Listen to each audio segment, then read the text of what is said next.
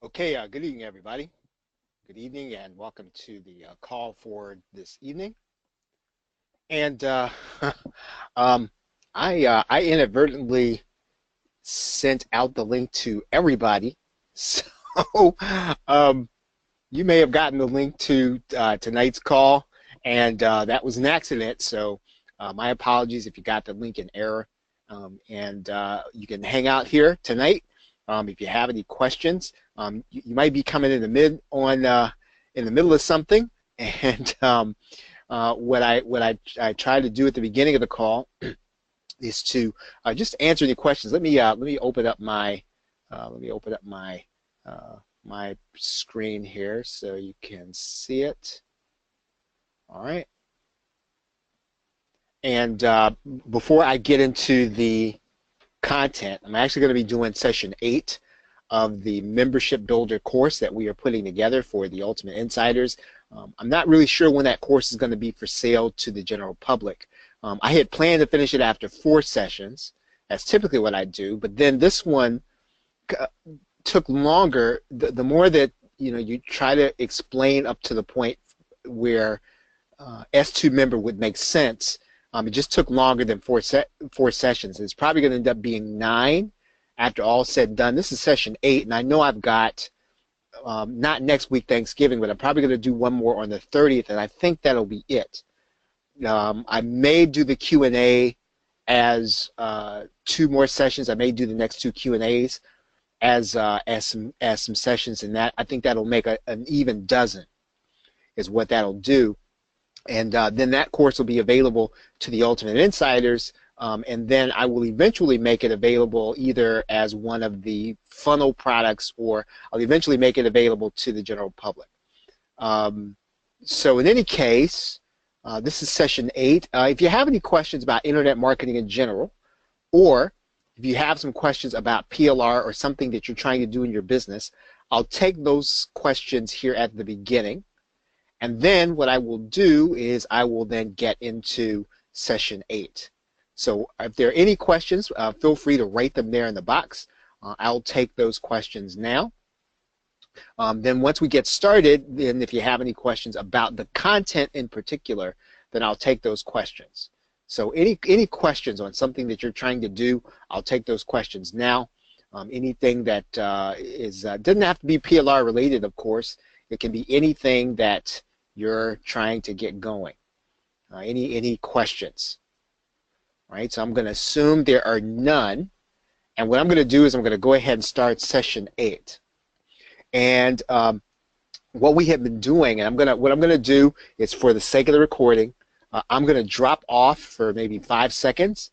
Then I'm going to come back on, and then we're going to start in earnest session 8.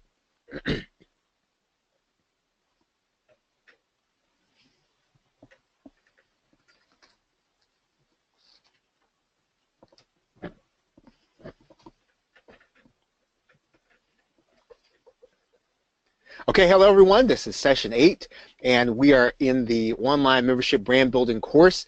This is actually going to be the session where we start talking about the opt-in funnel, and we're going to start getting buyers ready for our next product with the way that we opt people in. And that's what we're going to be talking about here in this session. We've actually covered quite a bit of ground.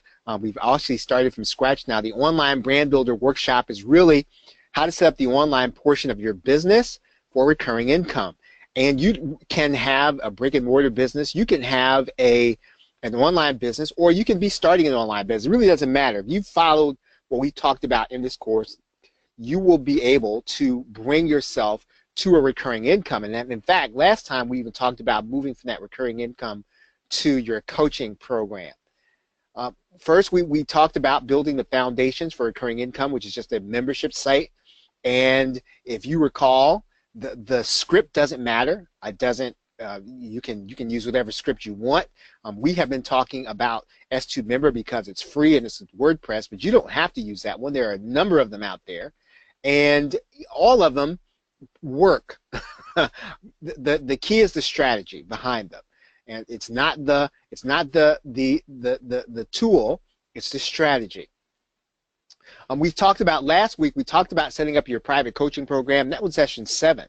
And we talked about basically how you're going to move people up the chain, build trust, and then move them into your coaching program. We actually even talked about how you monetize that program before you can charge what you're worth. So example, your coaching program should probably be no less than $297, but you may not be ready to charge for that.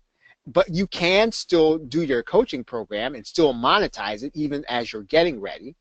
We talked about some alternatives for that last week. If you haven't seen session 7, you can check that out. We're going to work backwards to set up your marketing sequence in your autoresponder. Right, we're going to work backwards to set up your marketing sequence, your autoresponder. We're sort of doing that today by talking about your opt-in. We're going to build the first level product and the advertisement for your membership, walking through your horizontal funnel. We talked about horizontal funnels last week, and we talked about it in the context of making sure you have a product line, right? And doing that within the context of your membership site software. Tonight, what we're doing is we're going to build out the opt-in piece, and we're going to create the kind of content to attract the right people into your funnel. If I were to ask most of you here, you probably are. How many of you know already the technical parts of building an opt-in page? Most of you probably know that. So if I were to ask those of you who are on this call, if you know how to, with whatever tools you have right now, you can build an opt-in page. Please put the number 1 in the question box. I'm guessing most of you already know that, so I'm not going to spend a lot of time on that. What I want to talk about is the strategy you want to employ to actually do it. So let's talk about that. Most of you are if you're on this call, you're probably fairly advanced enough that you know how to do that. And these days, there are enough tools out there to make that really easy. So what we've been doing in this course is working backwards, so we can begin with the end in mind. The goal of the course is to get you somebody into not only recurring income, and then get those people into your coaching program where you can charge them what you're worth. Number 1, and number 2, you can just have a more enjoyable experience, right? So let's dive in. That's been the goal of all 8 sessions at this point. It's probably going to be more than that when it's all over. Now, I want to talk a little bit about, I'm going to start from last week, and this is actually a presentation slide from last week's session 7, and I want to pick it up from the end of this session because this is just what I was talking about. We're talking about ways that you can actually take the coaching program that until you can until you really have, let's say, the level that you can afford to charge people that $297. If you're not at that point yet, one of the things that you can do, or just flat out, if your buyers list or the people who are in your community, they're not ready to pay you that much, what you want to do is to bring them on at a lower cost. And so one of the things you want to do until you're at that point is start doing things like make your coaching semi-private and take a small group, right? So if you feel like your top level is at, let's say, 27 to 47, don't try to launch a $297 coaching program.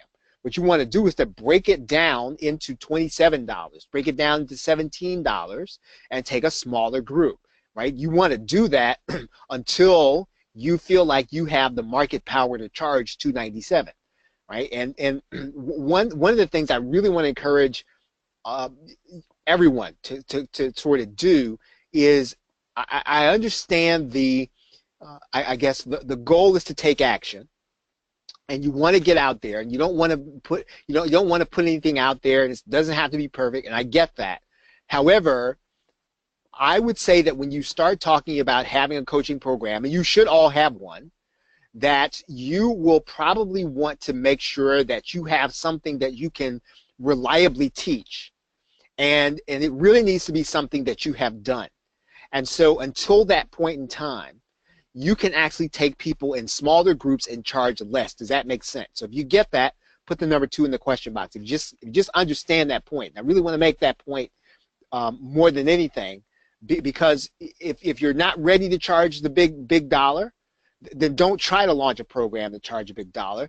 Until you're ready, charge, right? Charge for the work you're doing, build it as you go, and then once you get to that point, you can actually probably do let's say you were going to do a 6-month coaching program. You were able to get people results over those 6 months. What you're going to do is you're really going to record that course. You're going to bundle it up. You're going to take the testimonials. You're going to take the results, and then you're going to charge $297. Does that make sense? So again, you can actually build your coaching program while you're doing it, while you're getting people results, before you charge the $497, $597, $697. Because look, even if let's say you charge $990, it doesn't matter what you charge people if you're going to actually bring them on as you build it. It really does not. What matters is that, number one, and this is important, I've shared the tool with you, and I don't think the tool is even important. You need to be getting results and building the testimonials. So it doesn't matter what you charge. You want to charge $4.97, right? $4.97. If you want to charge $15, if you want to charge $8, that's not the point. All you're really trying to do is cover a few costs while you build your platform, right? While you're building the coaching program. The idea isn't to come in your first coaching program, your first membership, and get rich, right? You don't have to do that. You can get rich on the second or third one, because what you're going to use the first one to do is to get people results. Does that make sense? If you get that concept, put the number 3 in the question box. Again, you're charging while you're building it, but you're going to build it, you're going to get results, and then you're going to charge what the program is going to be worth. That is what I really wanted to tell you about last week. I did not make that point last week. I don't think I made it clear enough, because the build as you go program, if you do it right, and you don't even have to have, when I say do it right, please don't think I'm saying to you that there's a wrong way to do it. This is the part you can take action on, right? Because it doesn't matter what you charge. It doesn't matter what you charge when you start the first program. I know people say, you're undervaluing and all this other stuff. Listen, when you write a sales letter, right? When you write a sales letter, the number one thing that's really going to sell people, number one, is your proof. And I know you can fake screenshots, but it's only so much you can fake proof. Social proof, the testimonials. 3, the results you can promise and guarantee people. If you don't have those things in your sales letter, and they're not forcefully, I say they're not forcefully made, the argument's not forcefully made, then the course is just not going to sell as great. Your product is not going to sell as well. When you can make those arguments, it can, and there's no shortcut to making that argument. The only shortcut to making that argument is to actually do it, to go and get a result, get that result into the hands of other people, get them the result, and then bring those to the marketplace. Internet marketing, information marketing is not, I'd say, rocket science. It is if you're going to fight. If you're going to fight at the level of, I don't really have to have a lot of proof. If you're trying to fight it out on that level, that's a very competitive place, very competitive space. If you want to fight it out where you're bringing proof and you're bringing, let's say, results, that is not a competitive landscape. All you have to do is go get it. And one of the ways you go get it is you build a coaching program, you get people into that coaching program, you get results and testimonials. That's what you should be doing at this stage right now. That's why you have a coaching program. Does everybody get that? If you don't have a coaching program, get one, right? Start one and start getting people results. Collect testimonials. Collect testimonials at every point in time. I have not been great about doing that. And I think only recently did I find a tool that I'm even comfortable using to collect testimonials. I've been trying to do it my own way for years. There's a tool out called Review Trust. I'm using it now. And just from what I've seen, it's the best thing that I have seen in order to do that. However you do it, it doesn't matter. You don't have to use a tool I use. You want to make sure that your coaching program, you right now are getting people results and collecting testimonials, getting proof. When you put that stuff in your sales letter, I can't guarantee you're going to get sales, but here's what I will guarantee you. It's going to psychologically work on people more so than if you don't have it, right? That's why this is so important. This whole idea of having a membership, but also having that other level of people that you put people into this private coaching or semi-private coaching program that maybe didn't charge them a whole lot, but you got them results. And yeah, maybe it's a bigger group than a one-on-one, but you can, once you get the results with the people in this group, you're then going to be able to then talk to people on the one-on-one basis about paying your fee, right? So, okay, so let's kind of move on from last week. Does everybody understand that? Right? Everybody understand that? Okay, so I went through last week about how you can productize the whole thing, right? You can take the entire archive of all your training and productize that. You can productize some of the sessions, all kinds of ways for you to monetize a coaching program that you didn't charge the big dollar for. You're just going to get in little pieces, right? And when you teach a lesson with your small group, and there are going to be some weeks, there are going to be some sessions you just hit it out of the park. You didn't even know you were that brilliant. Things were coming out of your mouth and out of your head. You didn't even know you had them in there. That's the session you're going to capture, and you're going to bundle that session up, and you're going to sell that session all by itself. Right? So maybe the people didn't want to get in your coaching program. They didn't want to pay monthly, or they didn't want to pay the fee you charge when you charge it. You're going to sell that one session. You're going to sell it for more, obviously, than the people who are actually in your group, but you're still going to sell it. You're going to monetize it, right? So again, all these are little pieces that you can actually do and use as you build your program. All right, now, so let's move on to session 8. And let's talk about your opt-in funnel. And again, I already know that you know how to build an opt-in funnel, so I'm not going to waste your time going through the technical process. I do want to talk you through the way you need to think about it, what's happening in the marketplace right now, and the direction that we're going. And remember, when I talk to you, I'm talking to you about principles. I'm not talking to you about tactics. So if you're thinking, well, I should use the 2-step opt-in form, that's a tactic. Right? Because in another year, it may be something else that works. Or you got to have these high converting pages that they have elite pages. Again, that's a tactic. I'm not talking about tactics. I'm talking to you about principles. And the things I talked to you about tonight, these things are not going to change in 5 years. Right? That's what I'm sharing with you tonight. It's going to be the kind of thing that you're going to be doing in 5 years, 10 years, 11 years, because they're principle based, even though we're talking about internet marketing. You want to attract through the best way you deliver content. So if you're a blogger, then you need to start focusing on how can I get people from my blog into my marketing funnel. So don't try to do everything else. If you're a writer and people like your writing, they're digging what you write, then don't feel as if you have to do video now or you have to do Facebook Live now. Focus on the best way you deliver content, the way people really enjoy what it is you're saying and what you're teaching. Some of you might do it by product creation. Some of you all might do it on blog posts, right, with search traffic. You might do it through multimedia traffic. You might do it through something like YouTube, or like I said, Facebook Live. It doesn't really matter. Pick the one that you're the best at, right? Not all of us. I can write pretty well. But again, I mean, I have to have Laura look over my writing. I have to check and double check it. So that's not my best way of delivering content, right? I deliver content best in a live presentation. You don't have to do it my way, right? But you have to do it. And whenever you're creating content that you're going to use to attract people into your marketing funnel, it needs to be a way that isn't work to you. They're going to be, if doing a Facebook Live is absolutely grueling and it's work for you, I would suggest that you not do it on a regular basis. And again, I know that Facebook Live is, that you can get all these results. You can be in this person's class. It gets people up. But again, I know I've been doing this for since November 2007, almost 10 years. And what I will tell you is that you will not do it if you hate it. I don't care how effective it is. And so don't pick something that you're just going to dread doing, because you're going to find everything else in the world to do other than that thing.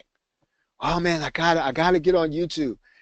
If it's that for you, don't use that way, right? Use another way. Does that make sense? So if you're getting that, please put the number 4 in the question box when I say that. I really feel like I really need to make that point, because so many people speak authoritatively about how you have to do it, And what you have to do is you have to be effective in and consistent and prolific. And if you're not prolific, if you don't have a lot of content out there, more than likely it's going to be hard for you to get people into your marketing funnel. You have to have a lot of it. If you're not going to do a lot of it, then the whole content marketing piece is not going to work as well as it could. Right now, when you're doing content creation, you want to make sure that you can do it based on your expertise, right? So in other words, you can do it based on something that you know, something that you study, something that you have studied, something that you have done the research on, something that you are immersed in. If you do a lot of reading, and I talk to a gentleman on a fairly regular basis. I don't know if he's here tonight, and so he has this really sort of technical thing that he does and he studies, and I'm really encouraging him that even if he decides to go information route, is to try to find a connection where he's doing all this studying, right, where he's doing his day job, instead of coming into an internet marketing realm and competing on something where he doesn't work every day. Right? He's already got this thing that I could not possibly catch up with him in. And so what I'm saying to him is, look, you've got an area of expertise that nobody else has. Why not connect that to the marketplace? So again, you can create content based on your level of expertise. You can connect it to the market, your experience. Finally, and again, I do not want to make myself the measure of all things. So I don't like to talk about myself a lot, but I am going to do it for this standpoint. I did 13 years as a boarding school house parent, right? 13 years. I raised teenage boys along with my wife. And that was 24 hours a day, 7 days a week. So I have a level of expertise. I can create something based on that expertise. I can teach based on that expertise. Laurel and I, we're finally going to do something together on what we did there, right? We've got something moving on that. I can do that, and it's not work to me, right? I don't have to learn about it. I don't have to read books about it. I lived it. And so I can do that. I can teach probably ongoing just based on what I did for 13 years, right? If you have a level of experience in something and you can connect that to the marketplace, that's where your content creation is going to happen. You can actually take people on a journey. Now, let's say you don't have expertise, you don't have experience, but what you're going to do is you're going to take people on the journey. That's a content creation method. Now again, I've tried this. It's really hard to do. You've got to be super consistent, and you have to be ready. I've done a 30-day challenge in the past, but in terms of doing something like taking somebody on a vlog challenge or taking somebody where you're going to show them what you're doing every day, that's hard to do. And so, but here's what I'll tell you. Please don't be scared off by what I'm saying. It is eminently profitable for you to do if you don't have star power, number one. Number two, it is eminently profitable for you to do if you don't have expertise. Number three, it's eminently profitable for you to do if you don't have experience. Take people on a journey while you do it, right? And what happens is people come organically, and they kind of dig what you're doing, and they come to like you, right? Does that make sense? If you get that part, please put the number 5 in the question box. Okay, Robert's asking me, where does your audience live? Can you clarify that question for me, Robert? Can you spell that out? I'm happy to answer the question. Just kind of tell me sort of what you mean by that. Okay. Now here's the goal when you're trying to opt people in. It's not to get a customer, right? It's not just to get people into your onto your list so you can sell them stuff. Again, that's only part of the thing.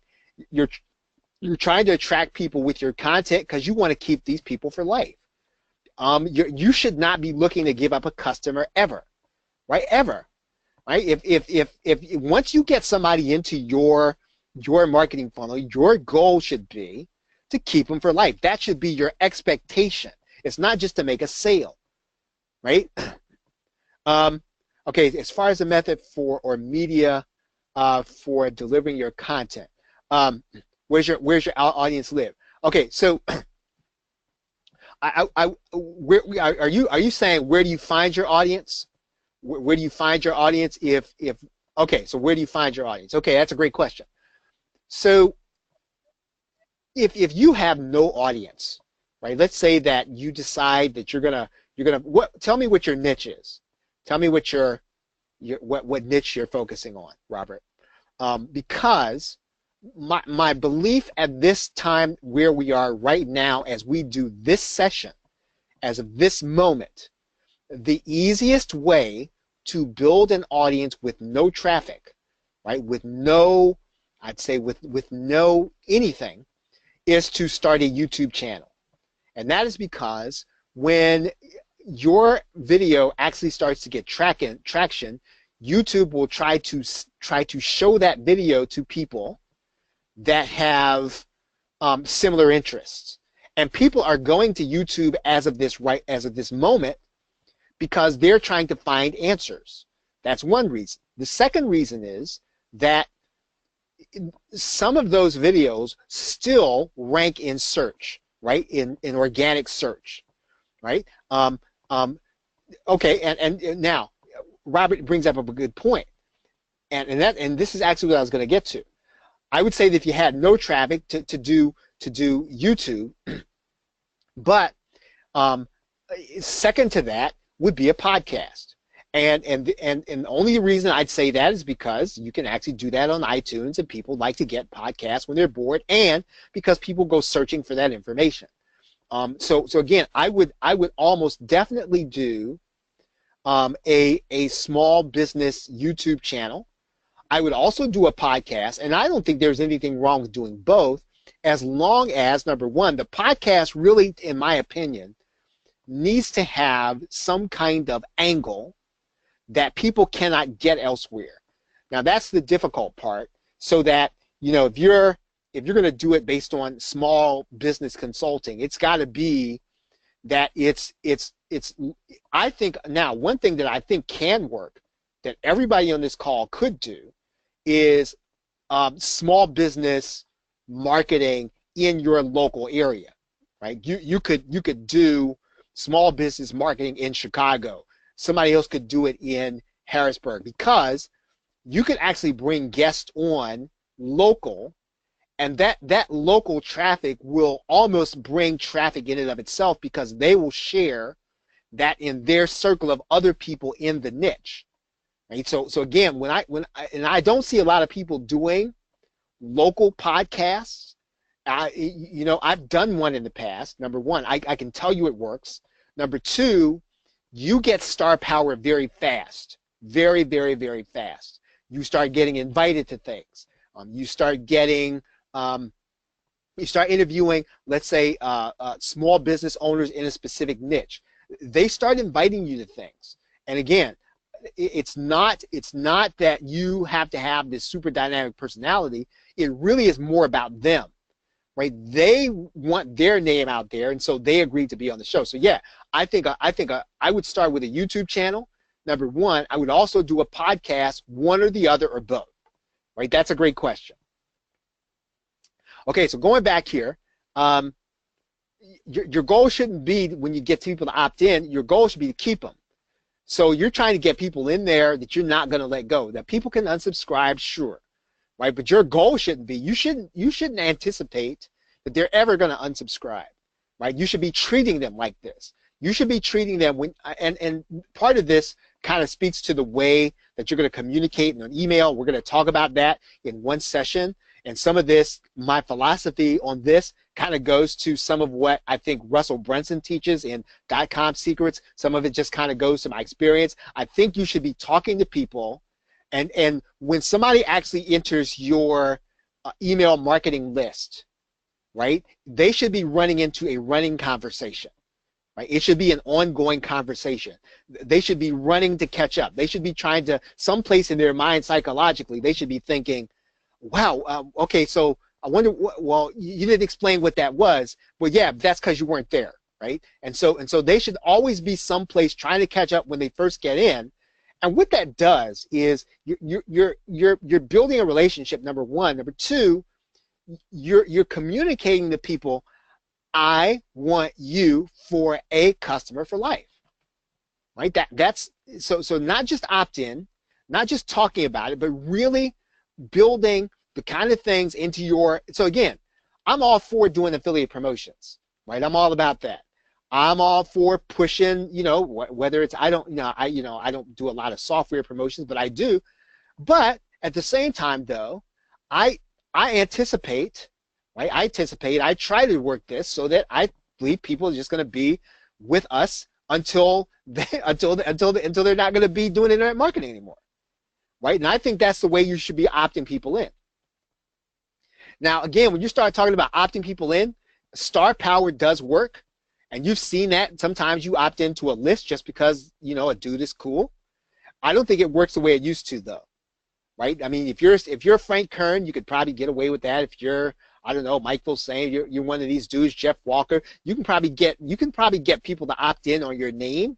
But there ain't enough people out there who are building relationships that if you build a real connection, if you and I build a real connection, I choose you over Jeff Walker, right? And so that I think is what you're ultimately trying to accomplish and trying to seek and trying to get into. Okay, now use an opt-in page, but attract people to USP, right? Try to attract people to your USP. The question is, when you start talking about your US, when you're trying to talk about building an opt-in page, now I'm talking about what goes on the page. I don't think you have to be a super copywriter. Now, again, what you're trying to do is you're trying to sell people. You're selling the opt-in on the opt-in page. You're selling it. You're trying to sell them on why they should join your list. But here's where it starts. You have to decide what problem you can ultimately solve that other people can't solve as well. It is a subtle difference, but it is a necessary one. What problem can you ultimately uniquely that other people can't solve it as well as you can? And I answer the same thing about goals you can help people achieve, right? Can you help me to achieve a goal in a way that other people cannot do it? Can you help me to avoid some kind of pain, right, that other people cannot help me to avoid? Can you?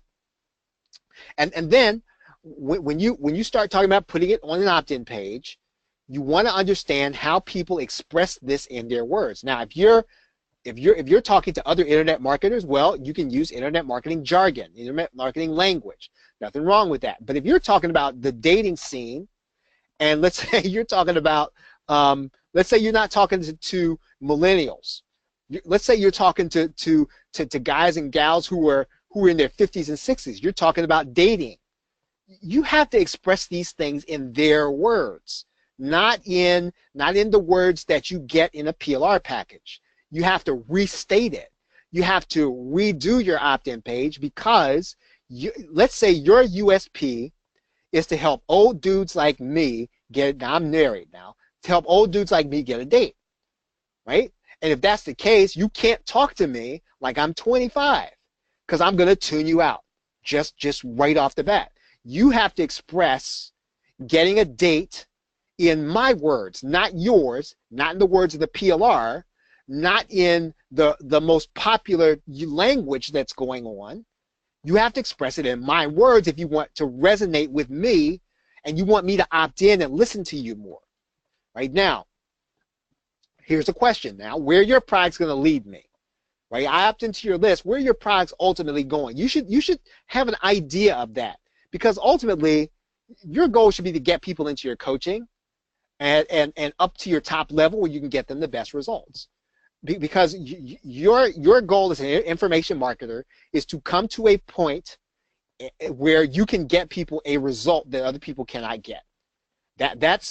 So ultimately, when you can get people a result that's hard for them to get any place else other than you, then number one, it's almost guaranteed you're going to find your 1,000 true fans because they're going to stick with you just for that. Number two, you are going to then you are then going to start attracting people who will eventually want that kind of result. So where your product's ultimately going to lead should kind of come out. You don't have to state it on your opt-in page, but you should have it in mind.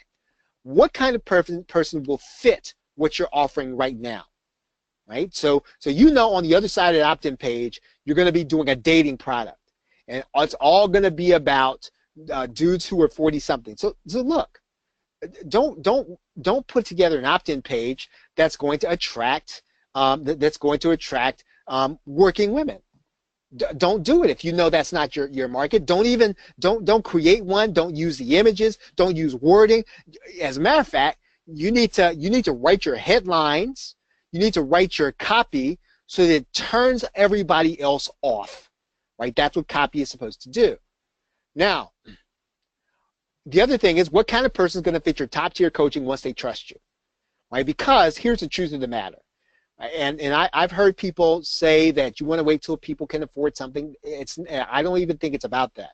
I think it's about when you know in your heart you can get a result and you can stand behind that result, and you can safely, and I know this is a dangerous point, and I hope that you understand what I mean when I say this. I'm not trying to tell you to cheat anybody. I'm not trying to tell you to take anybody's last dollar. But when you know you can change somebody's direction and their life because you have the experience, you have the expertise, and you put that in your copy, then people will pay for your top tier coaching, even if it's a sacrifice for them. Some people will put it on their credit card, right? And maybe you might feel guilty about that because, man, I don't want anybody to go into debt for this. Maybe, right? Maybe that is. Right? What you want to do is that's not under your control anyway, number one. Number two, it's really none of our business as marketers. Quite honestly, it's none of our business. You know what is our business? What is our business is becoming an expert, developing a level of expertise, and then being able to deliver a result without question. Right? That is to me, that's the pinnacle of internet marketing. Right? That is the pinnacle. That's when you've reached it. It doesn't matter what you charge people at that point because your clients will eventually find you and they will pay you what you're asking for. Now, let's talk about what I call CTO cube, right? Order of opt-in operations. Okay, order of opt-in operations. Okay, occupy. So in other words, start with the podcast, with your training. Whatever it is you're going to do, your attraction content. Training or podcast or YouTube or whatever, videos. Occupy. So again, take up some space in the market. Take up some space in people's heads. Take up some space on their calendar. Take up some space in their brain.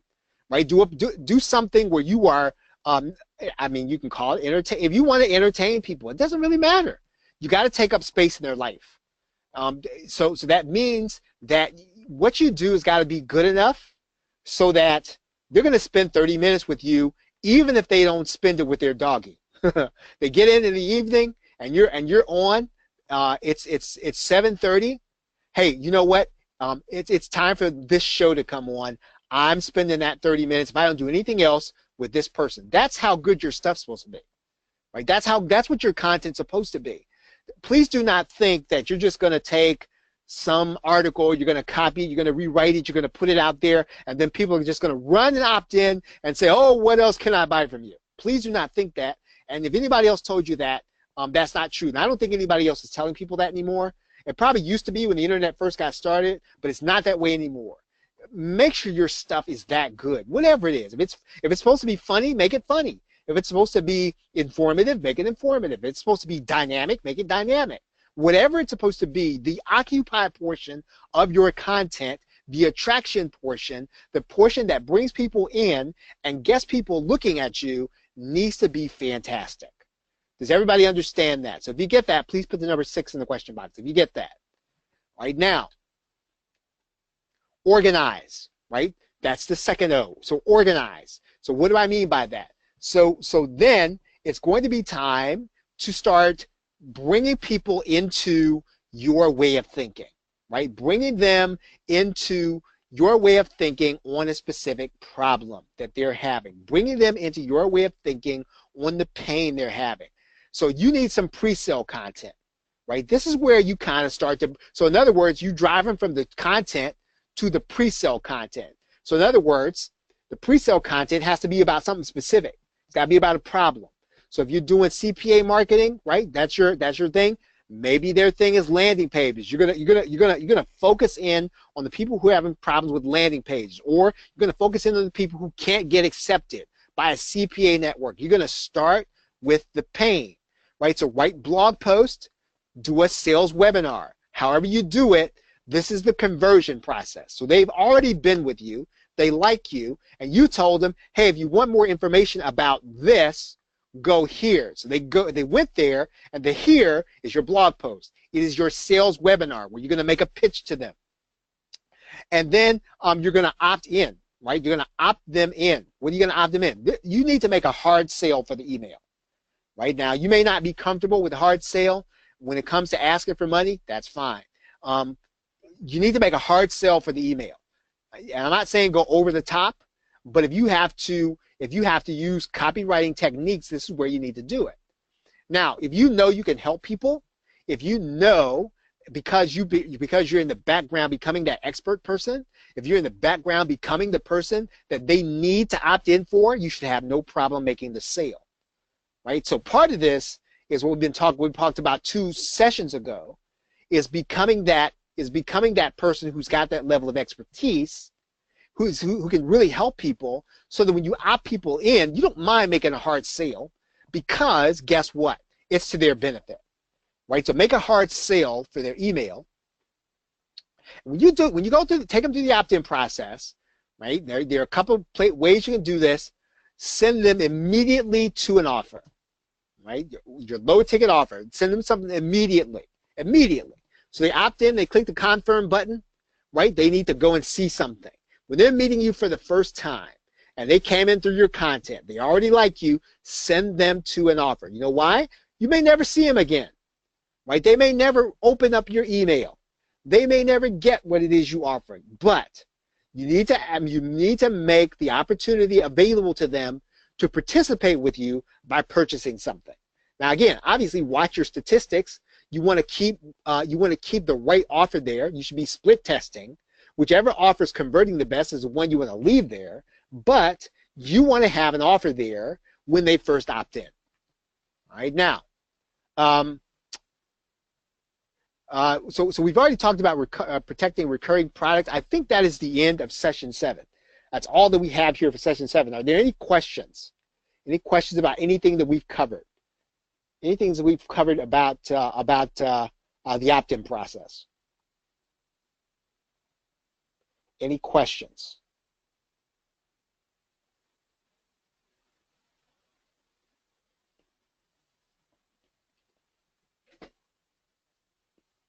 Okay, everybody, well, this is session 8. Thank you very much for being here. Have a great night and a pleasant tomorrow. Take care. Okay, everybody, that was the recorded session. Anybody have any questions about anything we covered in the recorded session? Any questions about anything I talked about in the recorded session? Anything that strikes your fancy there?